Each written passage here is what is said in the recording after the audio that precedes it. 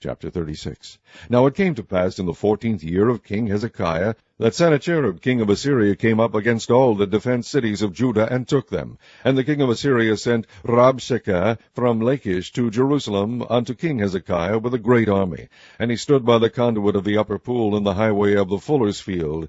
Then came forth unto him Eliakim, Hilkiah's son, which was over the house, and Shebna the scribe, and Joah, Asaph's son, the recorder. And Rabshakeh said unto them, Say ye now to Hezekiah, Thus saith the great king, the king of Assyria, What confidence is this wherein thou trustest? I say, sayest thou, but they are but vain words. I have counsel and strength for war. Now on whom dost thou trust, that thou rebellest against me? Lo, thou trustest in the staff of this broken reed, on Egypt, whereon if a man lean, it will go into his hand, and pierce it. So is Pharaoh king of Egypt to all that trust in him. But if thou say to me, We trust in the Lord our God, is it not he whose high places and whose altars Hezekiah hath taken away, and said to Judah and to Jerusalem, Ye shall worship before this altar?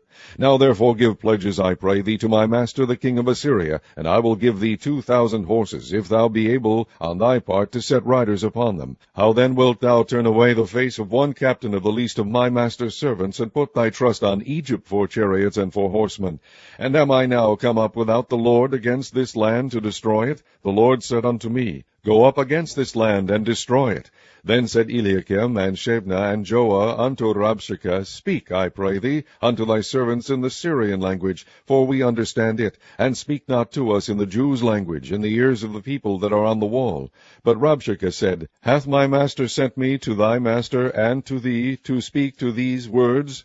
Hath he not sent me to the men that sit upon the wall, that they may eat their own dung, and drink their own piss with you? Then Rabshakeh stood and cried with a loud voice in the Jews' language, and said, Hear ye the words of the great king, the king of Assyria. Thus saith the king, Let not Hezekiah deceive you, for he shall not be able to deliver you.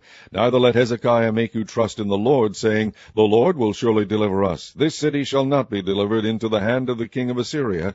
Hearken not to Hezekiah, for thus saith the king of Assyria, Make an agreement with me by a present, and come out to me, and eat ye every one of his vine, and every one of his fig tree, and drink ye every one the waters of his own cistern, until I come and take you away to a land like your own land, a land of corn and wine, a land of bread and vineyards. Beware lest Hezekiah persuade you, saying, The Lord will deliver us. Hath any of the gods of the nations delivered his land out of the land of the king of Assyria?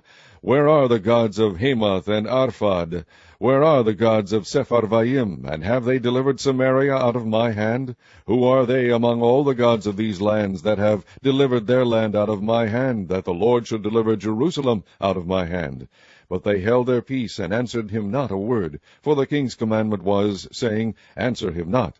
Then came Eliakim, the son of Hilkiah, that was over the household, and Shebna the scribe, and Joah the son of Asaph, the recorder, to Hezekiah, with their clothes rent, and told him the words of Rabshakeh.